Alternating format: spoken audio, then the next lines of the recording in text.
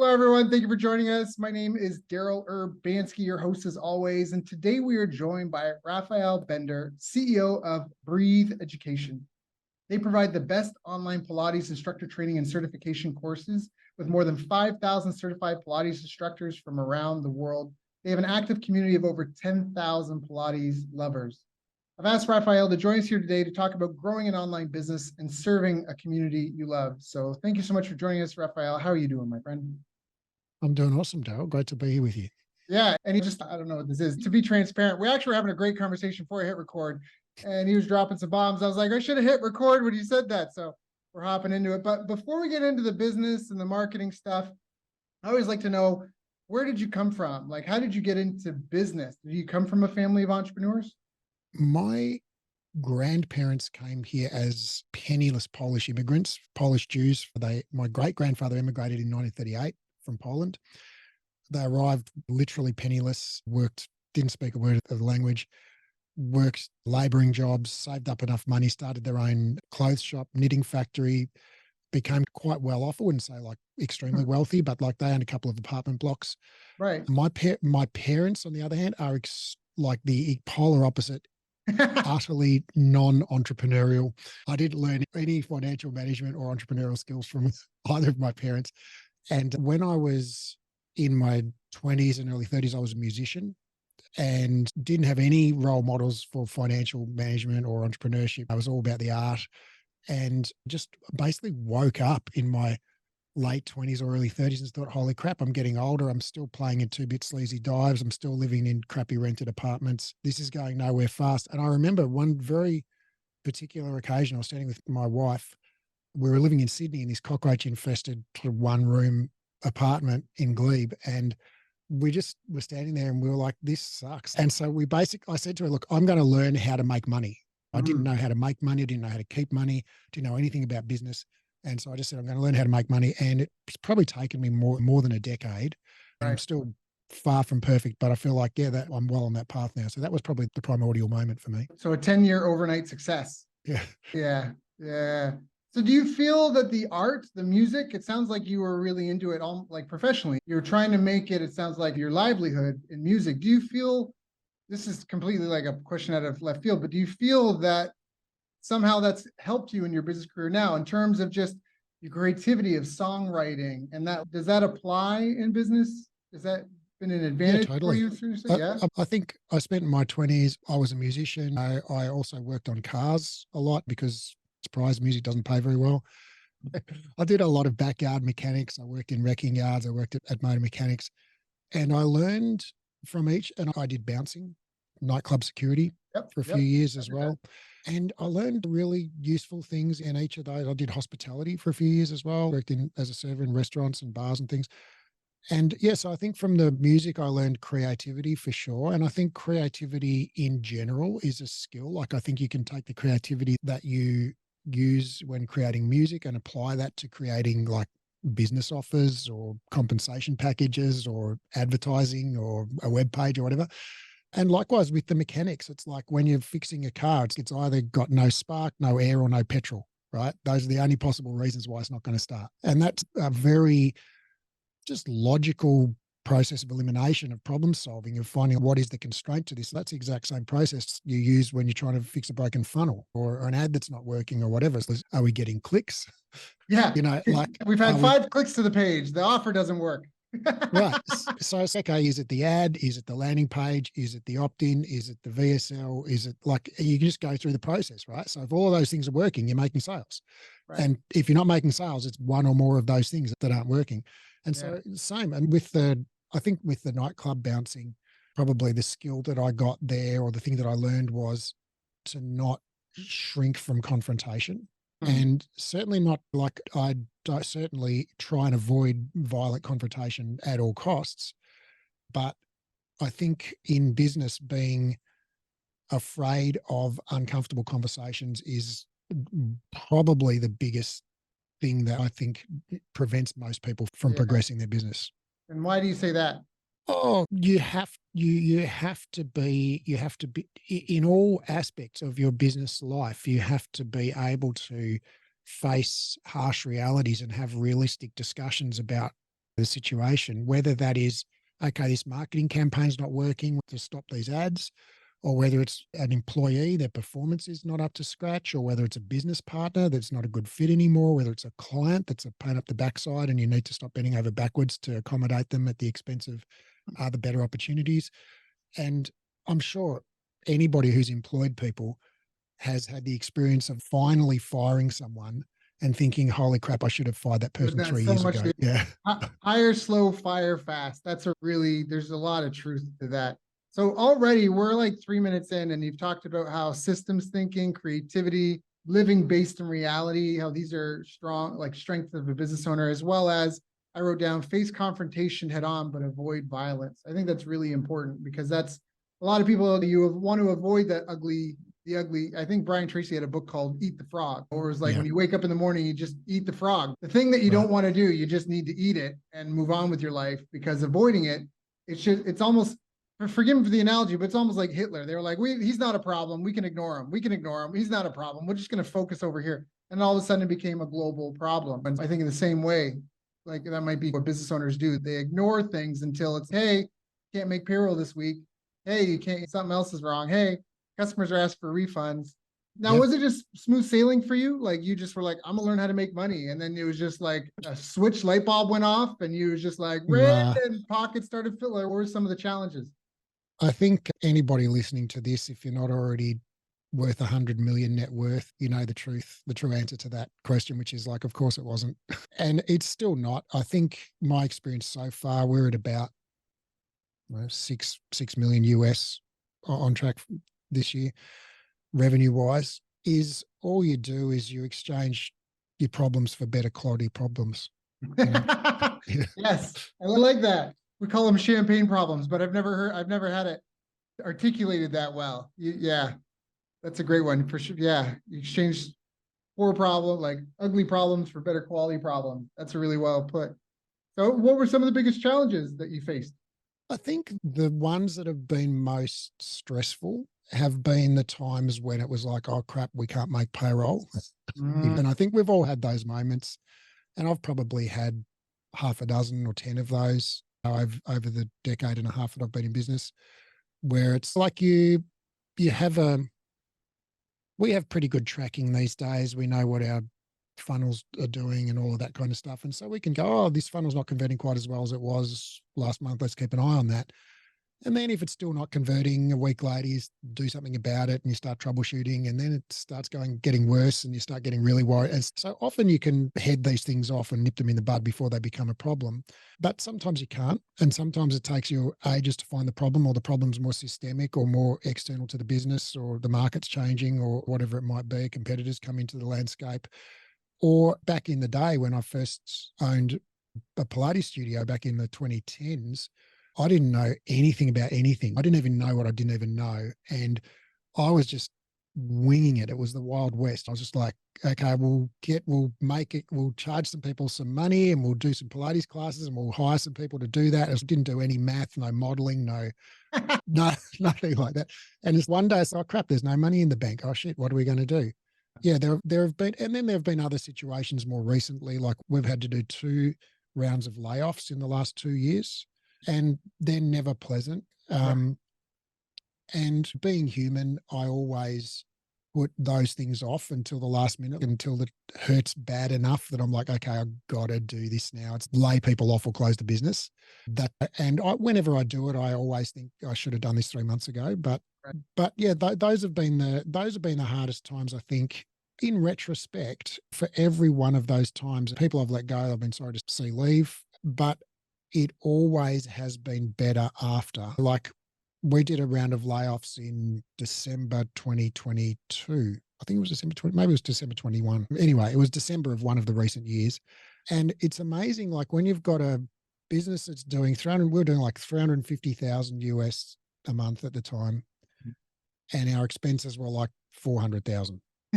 And that's a terrible business. That's a very stressful business to own. Yeah. Because the payroll is relentless. And right. And yet you feel like you're touching a lot of money. Like we're touching all this. I can touch it, but it's not, it's an oasis. It's not real. But as soon as you shed $150,000 in monthly expense, that's an awesome business. Yes. I guess the big lesson that I've learned, or one of the many lessons, but probably the biggest lesson I've learned from those multiple sort of rounds of layoffs or real tough situations that we've had to be in over the years, is that often you're only like one hard decision away from transforming your business. And it's okay, yeah, letting go of 10 people is hard. You got to tell those people, yeah, you don't have a job. And you got to tell the people who are left over, hey, look, I know you're all worried about your jobs, but you guys are safe, probably. But you can transform, like a $350,000 business that spends 400,000 is going bankrupt. But that same business, if you cut $150,000 out of the expenses, is a profit factory. It's amazing. All of a sudden, like a month later, the bank balance is filling up and everything's great. So Yeah. I think often in those great moments of like almost crisis is where you're really forced to confront the hard things that you should have done a while Yeah. ago. Yeah. I definitely agree. I love that. I think that's a really good point to say about it. And even from a philosophical standpoint, a dog is only ever going to be a dog. It's only ever going to do the handful of things a dog can do. But as a human, with one decision, you can just decide, I'm going to be a ballerina. I want to learn to walk on, like, I decided one day I wanted to learn a handstand walk, and now I can handstand walk 25 feet. There's all these things that it's just, as a human, you're one decision away from becoming a totally different animal. And your business is the same way. So I really like that. I really like that perspective point of view. Would you have any general advice for people that might be starting out or they're up and running but struggling? Yeah, we mentor Pilates instructors who are starting a solo business. We have one of our programs is we help people launch and scale their solo Pilates business up to 100K. So I'd say probably the number one thing I would say to people if you're just starting out is just freaking start, right? People just get paralyzed by reading books or doing courses or thinking about what they want to do, or they want to do 20 things and they don't know which one to start with. So just pick something and do it. Like the best way to learn this stuff, I think, is by doing it. And you're much better to jump in and get it wrong and then correct rather than read a dozen books and have all the theory, but not actually have put a foot on the road yet. Yeah. I call it movement versus meditation. I always say the one thing in my emails, the one thing a monk would never tell you, and it's that movement is better than meditation. Like you can meditate on playing tennis all day, every day, you can read all the books, but until you get out there and start moving, because there's just a weird disconnect. We vision, I'm in my mind, I'm gonna do this, but then the reality is our central nervous system and our brain just don't communicate as well as we thought they did. That's what I saw myself doing in my head, but it's not what I ended up doing. So I think that's great. That's a great tip. This is a really good tip. So now, can I ask a little bit about what are some of the biggest mistakes that you see? So you've got people, you said you helped them launch and scale their Pilates business to 100,000. So they're trying to do it. What are some of the biggest mistakes that you see them making, or even other entrepreneurs? I'd say the first one is they sell the features, not the benefits. So that if in Pilates, they try and sell Pilates, right? Instead of selling, get rid of your back pain, for example. So instead of selling a solution to a problem, they sell the delivery mechanism. So instead of, they're selling the drill bit, not the hole in the wall. So I think that's a big thing. People are selling, they have this skill, whether it's Pilates or whether it's personal training or whether it's yoga or whether it's kebabs or whatever, like selling the product instead of the result that the product delivers. I think that's a classic mistake. I think that's great. Can you talk about that a little bit more? Because I think, like you said, that is a really important pain point. And this is something where I've heard people say in the past, like, oh, but I don't like marketing. I don't like bragging. I don't like marketing myself. I feel self-conscious. And I feel what you just said is another way to articulate what, so yeah, I moved my fan, but can you speak to that a little bit more? Yeah, I agree with you, Daryl, that I think when people say they don't like marketing, to me, that suggests either that they just don't like pushing things on people that aren't a good fit, or they don't like talking about themselves. And I think if you're doing either of those things, you're not doing marketing. That I think, so it's in my definition, marketing is just finding somebody who has a painful problem that you can solve and who has money and time and the will to pay you for that solution. And then just tell them about your solution. Hey, have you got this problem? I can fix that. That's all marketing is, in my view. Is obviously it's a very simple description, but it doesn't mean it's easy, because I think that the trick is finding somebody who does have that painful and urgent problem. And I think I'm sure you've heard of the difference between selling vitamins versus medicine. I think a lot of people are selling vitamins, like things that sort of make you better, right? If you're basically healthy, but you just want to be like 1% healthier, versus medicine. If you've got a terrible toothache and someone's selling ibuprofen, it's that stuff, that's a must have. And so I think a lot of people start out selling things that are like optional for people rather than selling something else. If you're selling something that people are desperate for, that solution, you don't have to be good at marketing.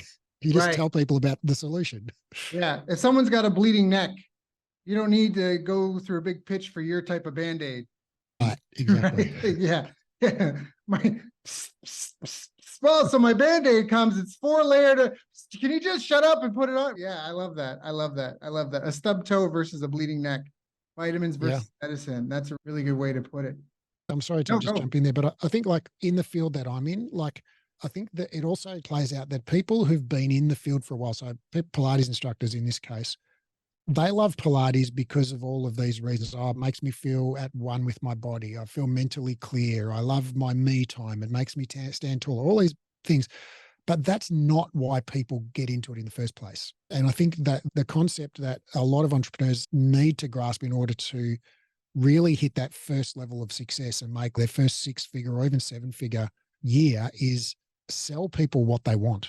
Sell people what they want. If people, like, rather than saying, here's the benefits of what I do, here's my product, here's the 7 benefits, it's what is the one bleeding neck problem that these people have? Don't mention any of the other benefits. And I think in Pilates, the case of Pilates, people come in a lot for back pain. They think Pilates will cure my back pain. So yeah, sure, Pilates does 101 other things as well, but that's not what they don't care about. That, like you say, the Band-Aid comes in 4 colors. Who cares? Yeah. I think that is such a good tip. I always like taking notes. What is the one bleeding neck problem people have that you can solve, and focus on that? When you're talking about how a lot of people, they come in and they do Pilates because they love it. Also, we talk about black belt eyes. So what this means, like I had a friend, he had a martial arts studio, and he'd been doing martial arts since he was a kid. So he was always very impressed if he was training with someone, mostly kickboxing, like Muay Thai. He was always very impressed if someone could kick him in the head because he'd been training for so long. So when he opened up his own school, he always wanted to impress new people when they came into the gym. So he made a note to kick everyone in the head their first day. And he couldn't figure out why people weren't coming back. And it's because he kicked them in the head, but he thought they'd have to know how great he was. I could just see a Far Side cartoon of that. Actually, I can't understand why they didn't come back, honey. I kicked him in the head. Kicked him in the head. He must know how good I am. His defenses sucked. I destroyed his face. Like, clearly he needs my training. Yeah, no, he forgot what it was like to be new and walk in for your first day and feel awkward and unsure and not know anything about anything. Yeah, that's such a good. So we call those black belt eyes. Don't kick your customers in the head. That's bad. That's rule 101 with sales and marketing. Don't physically harm your prospects. That's probably not a good. I think there is a very serious and nuanced aspect to that as well. I think that a lot of people, like for instance, posting on social media or just emailing their list or basically creating value content for their audience, that black belt eyes thing is like when you've been doing something a long time, you forget how amazing the absolute basics can be. And in the case of Pilates, because that's where I live most of my life, but people, like business owners are like, oh, I don't know what to send to my list or what to post on social media. So what about just the most basic, like hamstring stretch that you do on day one of your training? Yeah. That's going to be amazing for people who haven't stretched in 25 years and have got back pain. It's, oh my goodness, I feel better after 1 minute. And we feel like we have to metaphorically kick our clients in the head or show them some, I guess the Pilates equivalent would be, we show them some like high level complex movement that is like, all they need is day 1, lesson 1, minute 1 stuff. Fundamentals. Yeah. That's a great point. It reminds me when I was first getting into a coaching program, and this guy we were having a mastermind program, and it was his turn in the hot seat. And the gurus, what are you trying to do? And he was a couple, like a relationship therapist, he was a therapist. He worked with couples, helped save marriages and stuff. And he was really committed that he needed to get this new certification, and that was going to give him the breakthrough in his business. And I remember the time the guru was like, we were in New Jersey at the time. He's, how many couples would you need to be like, have a fully booked practice? And he was like, oh, like 100, 200. I don't have enough time for myself at that point. And then it was like, okay, where we are in an 8-block radius of where we are, how many couples are there that you could probably help? And he was like, thousands. And then so the answer was, you don't need more coaching, training, consulting. What you need is go out and find those couples. So it's almost like what you're saying. It's more about that than everything else. So now, do you feel that anything ever held you back? Like whether it was a mindset or a personal belief or? I think stuff holds me back all the time. I'm sure stuff's holding me back now. I think a lot of time for me, the stuff that holds me back is the stuff I'm not aware of. And Alex Hormozy talks about skill set, mindset. And so for me, if I'm aware of a gap, I just go and learn the skill or hire someone or whatever. So it's often not that holds me back. It's the things that I don't know that I don't know. It's the assumptions that I make that I don't realize are assumptions. I think they're just facts. I think that's great. That's such a good point. Don't know. What do they say? We all question our beliefs except for the ones we really hold dear. Yes, and those yeah. ones we don't question. Yeah. Yeah. Yeah. I think that's so fantastic. That's even part of what led me to do that research, because what a lot of people do is when their business is struggling, they do the things they know to do harder. Yeah. But I think it was even Einstein said the same level of thinking that got you here won't solve the next set of problems that you have. Like, I'm paraphrasing, but I think that's a really powerful statement. Now, what do you feel about habits? Do you feel that there's specific habits that have served you well or that have become foundational to you over time in terms of growing and having a healthy, successful business? I guess like anybody listening to this has got a growth mindset, right? So I'm not going to have to work hard to convince people that's an important mentality. And by growth mindset, the mentality that if I can't do something, it's just because I haven't practiced hard enough yet and I haven't tried it hard enough yet, or I haven't tried the right thing yet, and that it's within my own power to control my destiny. Now, if you believe in a higher power or if there are things outside of people's control, but I think it works better to act as if you have control, because then you're more like, what do they say? God helps those who help themselves. Yeah.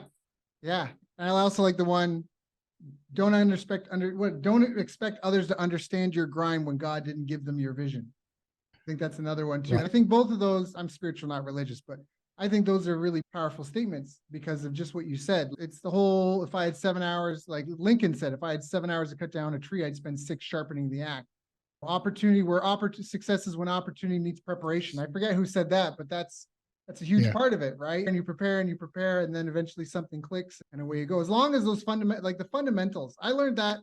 My daughter ran in and put something on my desk a minute ago, but you're talking about the basics. And I remember I was shocked when I did martial arts, how like at every tournament, there was like a pyramid of participants and the beginners were always the biggest. And so last time someone had told me about making content and programs and courses for the beginners, it like clicked one day when I was there. I'm like, oh, like the big, there's always churn in every marketplace. You're in and out of people that are playing hockey today. They may take up a new hobby next month. So the beginner group is always the biggest. And even then, when people get to a higher level, a lot of times what stops them from getting to the next level is a chink in one of the fundamentals. And I know that when I was teaching Brazilian Jiu-Jitsu, everybody wants to learn all this fancy stuff. But when you see the guys that are winning at like, some of these moves only work on the uninitiated, on the unaware, right? You don't see that fancy stuff work at the highest levels. What I wanted to learn and teach was the things that worked against newbies and worked at the world-class competitions. I just want to focus on that stuff and it's all fundamentals. Fundamentals are fundamental for a reason. So I think that's a really, just really. And when you look at those, I'm a fan of UFC myself as my relaxation activity. And when you see the men and women who are winning those fights, like it's jabs, hooks, crosses, front kicks, round kicks, arm triangles, rear naked chokes, there's like a dozen techniques that are like 90% of all successful fighters use. Yeah. I think I forget who said this, but virtue is doing the common uncommonly well.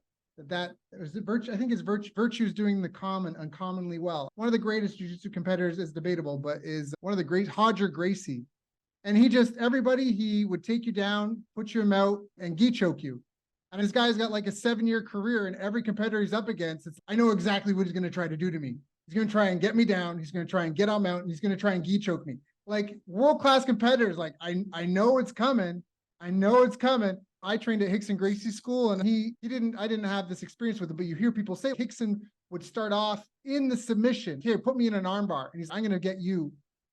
Here's my left arm. We're going to start with me, the full submission on, and I'm going to get out of it, and I'm going to get you in an arm bar with your left arm. And he would count down. Okay, let's go. Boom. And he'd be like 10, 9, 8.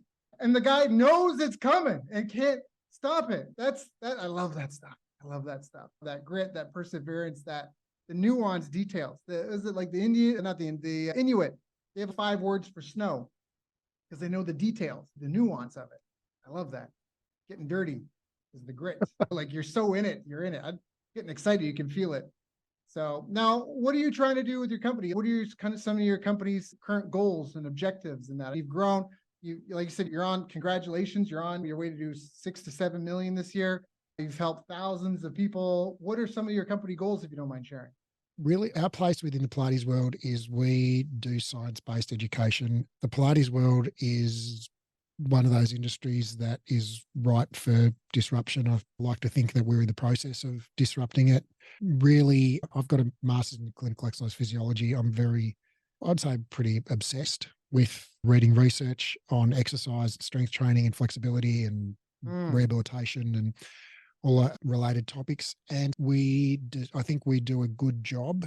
One of our superpowers as a company is we distill that down, that complex research and broad research down into simple, actionable bullets that are like, here's the 80-20 of being an effective movement professional.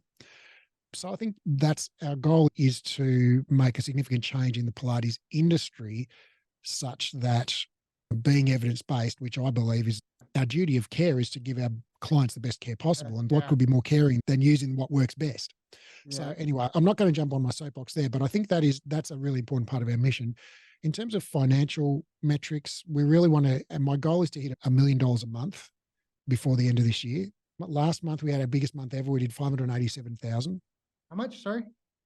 587,000 US. Fantastic. At the moment, our short-term challenges are that our sales fluctuate quite a bit, and when we're unable to, at the moment, hit consistent ROI on our Facebook. Like, we've basically maxed out our Google ads, and that's cranking along beautifully. It's like there's only a certain amount of people in the world typing in, how do I become a Pilates instructor, into Google.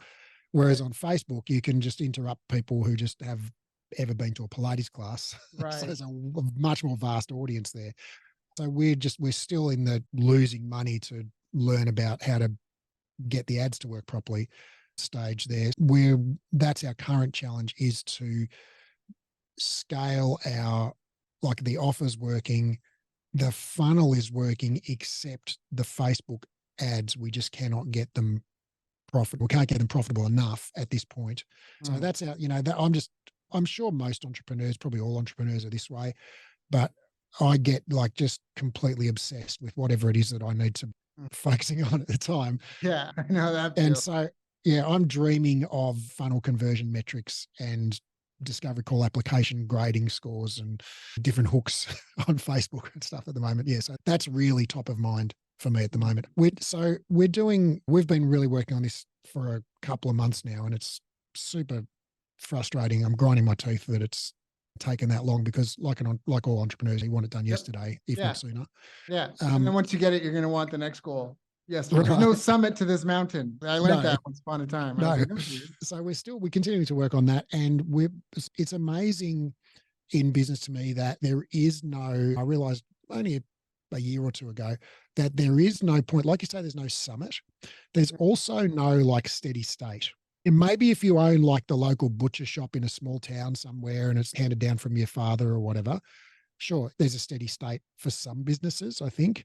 But even for those businesses, Walmart comes in and disrupts and things change. So I stand by what I say, that there is no steady state. And so basically, as we've grown from a couple of 100,000 our first year to 1 million to 3 million to 5 million to 6 million, it's like, you think you're like, okay, great, we've got our message down, we've got our offer down, great, all we've got to do is scale it. But as soon as you start scaling it, something breaks. the fulfillment breaks or the Yeah. sales process breaks or the Right. whatever, something breaks.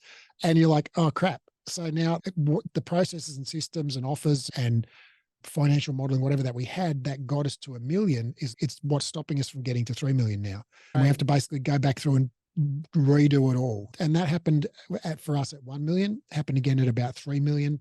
And it's happening again now for us at about 5-6 million. It's like we're finding that things that were working smoothly all of a sudden have stopped working smoothly. And it's not because people aren't doing the processes, it's because the processes just aren't adequate for the volume that we're doing. Yeah.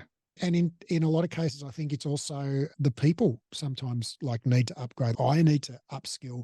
I know how to run a $4 million company standing on my head, but I'm running a $6 million company. I don't know what I'm doing. That's a really important point. So what are some of the skills and behaviors that you think are important for you and your staff to improve? I think for us, I've only got my own experience to go by. I don't know how general this is. I imagine it's the same for a lot of people. We accrued what the Hormozis talk about is management debt, right? So you hire your friends, you hire good people who are like values aligned, who are passionate, who are dedicated, hard workers, all of that. But maybe they haven't ever run a marketing team in a $5 million a year company, right? Or they haven't ever hired a team or fired people or whatever. And so when you're a sub $1 million, there's just 5 of you sitting around the kitchen table, everybody going hard. The good old days. You don't, the good old days. You don't need to have meetings or memos or spreadsheets because you're literally sitting next to everybody the whole time. So you know exactly what everyone's doing and what's happening and all of that. But now we're a global company. We've got 29 team members in 5 countries in 8 time zones. And like most of us have never physically met. And so you have to have like meetings and Slack channels, and because otherwise just no one knows what the heck anyone else is doing. If someone signed up a customer and made some promise and the fulfillment team don't know anything about it, or the fulfillment team have changed the way we deliver the program and the sales team don't know anything about it. So you have to have meetings and processes and SOP, and all of that stuff has to start to come in. And it's like most of us in the business, we were there. Those of us who were leading the business those were the 5 of us sitting around the kitchen table back in the day. It's like so we've had to learn how to write SOPs so that, and it's like when you write an SOP, great, you've written a Google Doc. How do you put it somewhere that someone's going to actually find it when they need to do that? Because there's this dog there and that dog there, and everybody makes a new sheet. It's not paper where you had a binder and it went in the binder and then it was I fully get it. I actually just recently moved to a hybrid team because I've been working remote since 2012, maybe. I've hired my first online VAs and been fully remote for years. And there's just things you can't get remotely. So I'm trying to work hybrid where we got 2 days a week in person, but I'm not doing 6-7 million a year. But one thing that I don't know if this helped or not was having 3 key metrics for every role and department to try to keep objective for your one-on-ones, your weekly meetups, either the department or that. And that was a big help. That's a huge help. I think a lot of people are missing that if they have remote teams. They're having a good day, they love their team. They're having a bad day, they hate their team. If there's lots of money, they love it. But if you can figure out and tie the objectives to what sort of performance or growth in whatever areas of the business or what needs to improve, whether you're tracking NPS scores or engagement or leads and sales or whatever, being able to track those and to try to identify 3 key metrics for each department, ideally person, and trying to huddle around that. This is just a tip for the listeners in case they're like, yeah, we're just around the table. That's a really good place, I think, to start, because at least you define 3 things. And even if it's a intangible, you try to give a rating score 1 to 10 and describe what world-class looks like versus a 1. And then the manager and the rep or the people in the department would meet and rank on all those 3 things every week. And if there's difference, if the manager says it's a 7 and the staff member says, oh, I thought it was a 9.5, they would talk about why is there a difference in opinion there, and take the middle road, basically, depending on what the outcome is. And then at least then you have an objective metric and it helps a little bit better with that. But yeah, there's the business intelligence. I showed you my research before. That comes into like the business intelligence stuff, the dashboards, how are we doing, right? Like you need to be, what is it? Instrument rated. This is where now the business needs to become instrument rated, which is a designation you get as a pilot, where at a certain level of craft, you aren't flying the plane looking out the window. you're just looking at the dashboard numbers themselves. And so and the integrity of the data is everything, which is another thing. You need to be able to know how to go under the hood, Right. because that's a huge, can you speak to that? Like tracking, because Right. I know Right. online, like Yeah. this tool says 10, that tool says 100, this tool's saying nothing. I'm not getting Right. any data. Yeah. Can you speak to that a little? That's what I'm dreaming about at the moment. And what you said there about the 3 KPIs, I 100% endorse that. We do that. And it's been a big struggle for us to find for the non-sales roles how to measure a lot of this. Sales and marketing is easy. Like how many leads, how many calls, how many dials, how many closes, cash up front percentage. These things are very easy to measure. So sales and marketing, very easy. But for student success, for our training team, coaches, for the finance team, we'd struggled to scratched our heads for months to figure out what the right metrics were for these people. And we've really tried to find objective numerical ratings. So for our student success team, and so I just want to share these because I know that when we were scratching our heads and trying to figure these out, we're like, what the heck do you rate a student success or like a customer success rep on, or a coach? Like how it's so nebulous what they do.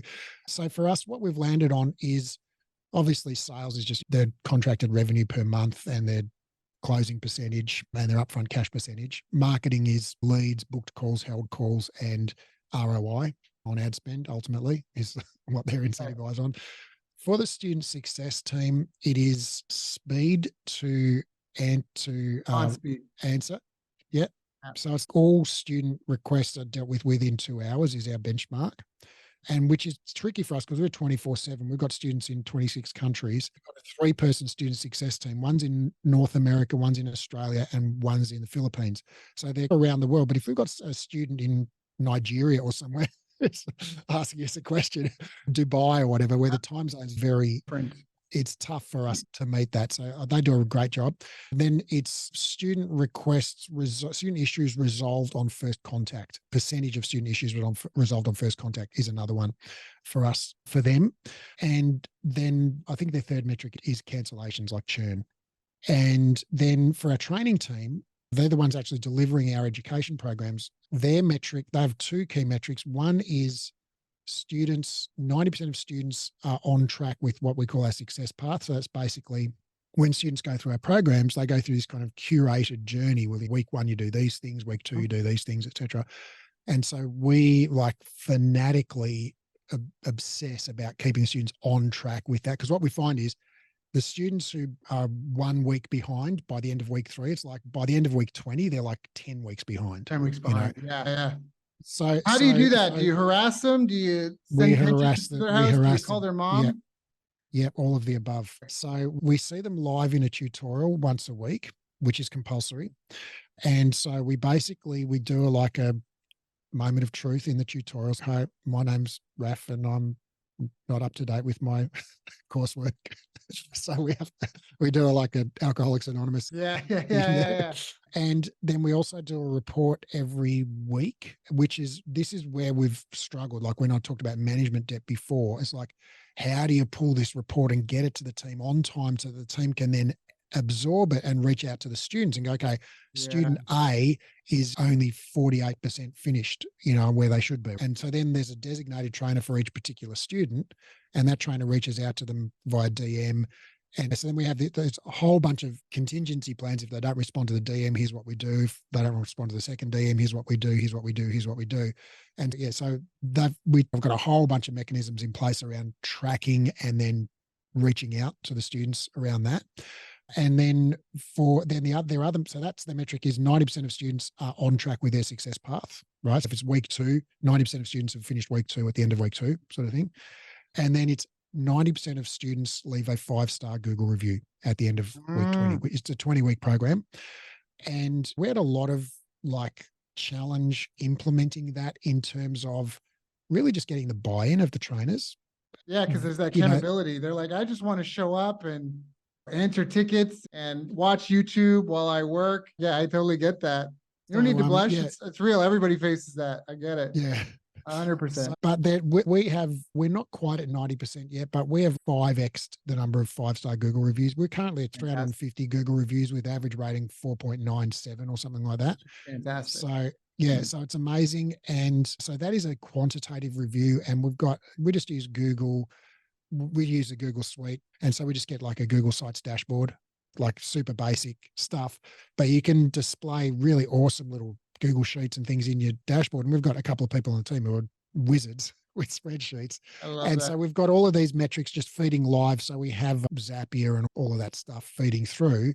And then somehow by magic and the wonders of the internet, it just pops up on my dashboard and go, oh, we're at whatever percent, this month for this metric. And it just updates in real time. And so the sales and marketing stuff to transition into the dashboard stuff now, like we have the big numbers, like the new contracted revenue this month. That's an important metric that we have to keep our eye on.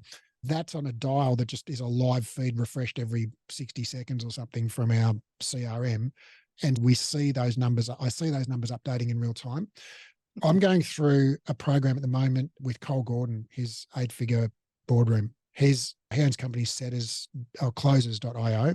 They do remote closing, and they teach people to do remote closing. They also place remote closers in companies and help you ramp them up. But I'm doing his boardroom, and probably the biggest thing I've got from him so far has been a game changer. Is he calls his diagnosing and fixing constraints, but we call it our sales and marketing dashboard now. It's just a Google sheet, right? But it feeds through. So we have this Google sheet. It basically goes from the top of funnel to the bottom of funnel, right? So it's like top of the funnel is like ad spend. It's on a month per month, right? So it's got ad spend, leads to funnel, clicks, leads to funnel, cost per lead, booked calls, cost per booked call, held calls, show rate, close enrollments, close rate, cash up front, contracted revenue. Like it goes through every stage of the funnel, right? And it's got a percentage conversion at every stage, and that feeds through live now. And there's some incredibly complex series of zaps and spreadsheets and things that makes it all function. And I've got a person, my EA, who's amazing, who basically I think she spends like 15 hours a week just making sure it's accurate. Yeah, which is huge. But that is so amazing because it allows me to just look at a glance. I can see like, where's the biggest constraint in our business right now? Oh, it's just leads to funnel. The whole thing's working. We just need more leads in the top. Or right at the moment, the thing that we're working on is show rate. So we're getting plenty of booked calls. We're struggling to get them to show as much. Like we've got like a 65% show rate. I want it to be like 80%. Because that 15 extra percentage points, that's 100 grand a month. Yeah, you're looking to optimize things now. That's fantastic. That's fantastic. That's such a powerful tool too, because now you're taking the emotion out of it. And you have all these standardized processes and it's all about process. I think that's kind of what we got into talking about. We're talking about happiness at the beginning of the call. And you're essentially saying the happiness is the process. Right. The process is the goal. People don't get that. People are dreaming about they want to get to the island behind me here. But when you get there, like you're standing still. That was the issue I had. I retired early.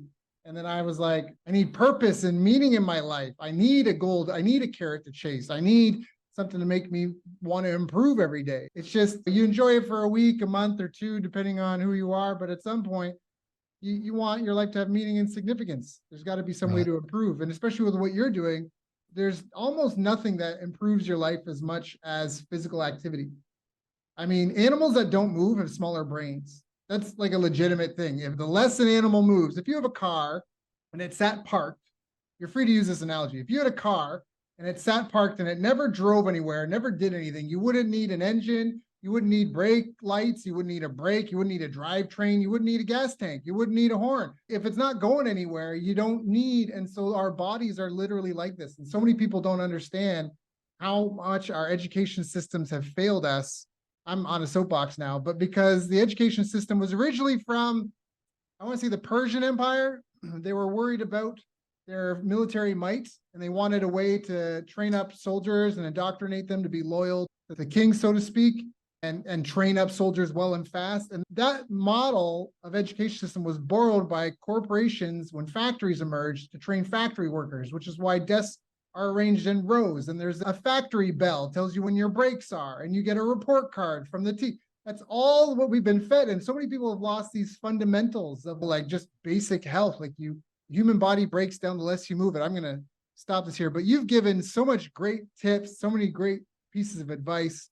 I do want to be respectful of your time. I feel like people will want to listen to this call more than once to make sure they get all of it. I got some pages of notes, but is there anything I haven't asked you that I should have asked you? I think I want to just jump on what you said there about exercise. I'm a massive advocate of exercise. That's my job. That's my business. That's my degree. I think when you asked about habits, I didn't really answer, I think, but I think the habit that I do have, I think that has served me very well is I exercise every single day and I prioritize it. And the word prioritize means to set the, it could mean, it's got two meanings. You can mean like to order the importance of things, but it can also mean to physically put things before other things. Yep. Prior means before. So when you Yeah. prioritize something, you do it first. And so I literally do my exercise first. I Yeah. wake up in the morning and before I work, I do exercise. And Yeah. that way nothing can get in the way of my exercise. Like it's just not an option for me to not exercise in a day. I love that. I love that. I love that. And we talked before.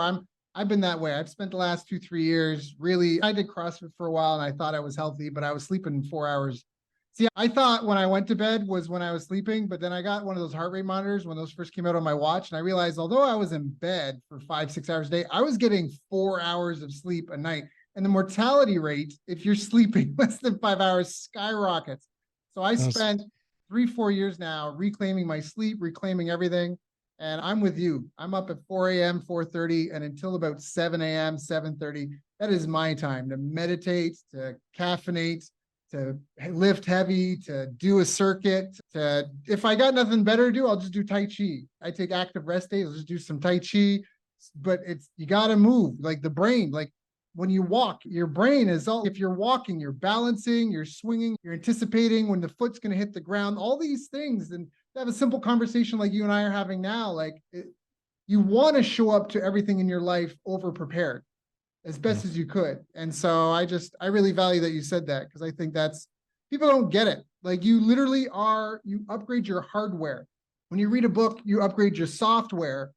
But if I was trying to download today's software on a computer from the 1980s, it wouldn't work. And by exercising, you're literally upgrading the software or the hardware of your brain and body. And actually, as a final note, when I was in Japan training at Hickson Gracie School there. I was teaching English at the time, and one of my clients, she was a neuroscientist, and she was doing a study to determine if improving motor skills improved other soft skills that part of the brain controlled. So I'm making this up because I'm not a neuroscientist, but for example, if left hand motor control controlled the same area of my brain for language processing by improving my coordination, does it improve my ability to process language? And her research was inconclusive at the time they were in the study, but she said it really is looking like you can improve your brain's performance in these other seemingly unrelated fields simply by improving and maybe you can answer that. I guess that is kind of your field. Would you agree with that? Disagree? I don't know the answer of her research,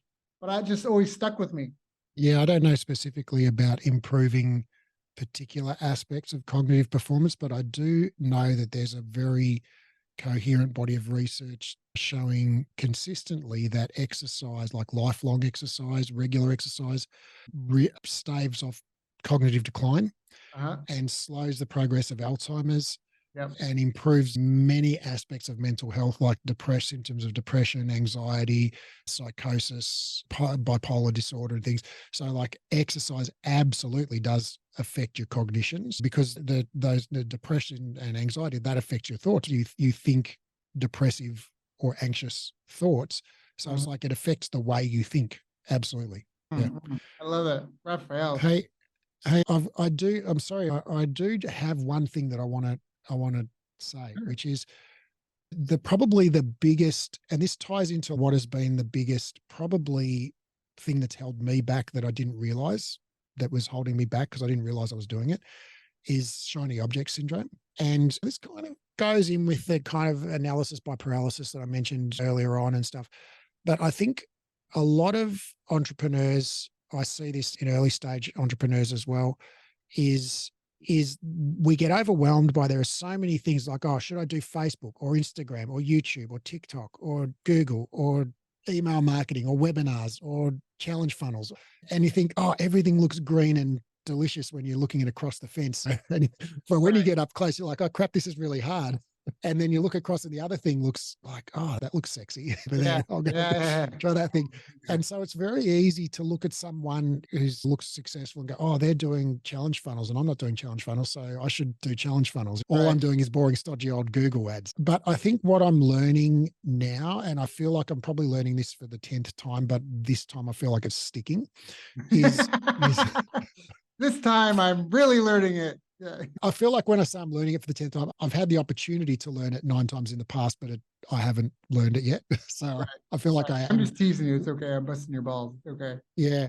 So and this really started with this Cole Gordon's diagnosing and fixing constraints spreadsheet, which it just puts the numbers in front of you and you look and you go, oh, duh, our show rate's the blockage here in this funnel. So if we spend 1 second doing anything apart from fixing the show rate, we're wasting our time. We have to focus on this biggest constraint until it's no longer the biggest constraint. And then something else will be the biggest constraint and we focus on that. And so that has really helped me just focus on just relentlessly on one thing. And it's really helped me say no to things. And we have, in the last few months, we've stopped doing a lot of things. Like we basically did an audit of all of our products and we got rid of everything that wasn't wildly profitable. And so we've stopped like 80% of the products that we're running. And that pissed off like 10 customers, but they got over it. We gave them some free stuff and they were fine. And so I think, and that even blends into or goes along with, for me, that sort of entrepreneurial ADHD and just like wanting everything done yesterday or if not the day before and wanting to do all of the things right now immediately at the same time. And like we've got the biggest thing that I'm focusing on, like I said before, is this Facebook conversions, right? And so I think the biggest thing that's hindering our Facebook conversions has been, up until now, the show rate for Facebook people. So I've just been working obsessively on this show rate and we've been tracking. But then it becomes like, okay, we have to, in order to fix the show rate, we've got to figure out, okay, why aren't these Facebook people showing? Because the Google people are showing. And so we have to figure out how to grade these people and filter out the ones we don't want and send back the right information to Pixel about the ones we do want. So it's like, the more you dig into it, like the more layers there are to it. And so we've got this sort of sequence of things that we need to do, that we need to try, right? So it could be this, or it could be this, or it could be this, or it could be some combination of these things, right? And so 6 months ago, I would have been like, great, let's just do all of those things. Whereas now I'm like, okay, let's do the first thing. Let's figure out which of these things is most likely to make the biggest difference with the least negative impact on the business, least cost in admin or risk or whatever. Let's do that, and let's wait a week and watch the numbers. Yeah. And then we'll do the next thing, wait a week, watch the numbers. And the next thing, wait a week, watch the, and it's almost, in some ways, it's like watching paint dry for me, because I was okay. So what we did was we put our application in front of our booking page, for example, just for the Facebook leads. And it's okay, what do I do the rest of the week? You just watch the freaking numbers, dude. That's what you do. That's really hard. As the boat gets bigger, the time it takes to turn is slower. So you need to spend twice as much time measuring before you decide to make a cut. Yeah. This is great. This is such great content. Again, I honestly encourage the listeners to listen to a couple of times. I'm sure there's gems that you missed that you want to pick up. I've got pages of notes.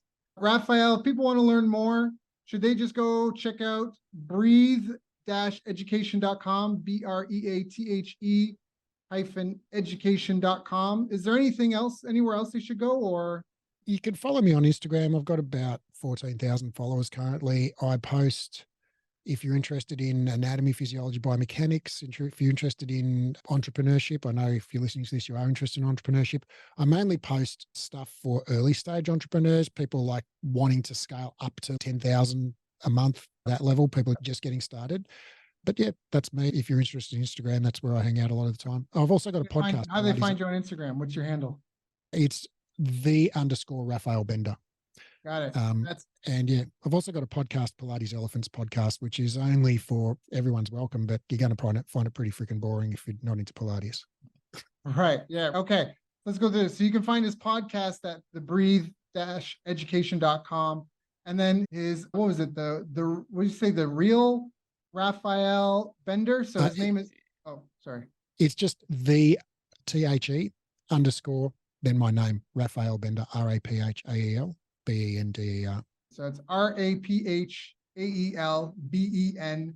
Go find him on Instagram, give him a follow. Go check out his website. It looks great. You can try to analyze all his stuff, reverse engineer everything, but no shiny objects. So don't be thinking you're going to go make 6-7 million if you just start teaching Pilates. It's not. If that's the shiny object you're chasing after this call, you need to go back and listen to this call 5 more times. Raphael, thank you so much for joining us today. I know you got your own community and your own people to follow that you could be taking care of. So thank you for coming and helping take care of me and mine.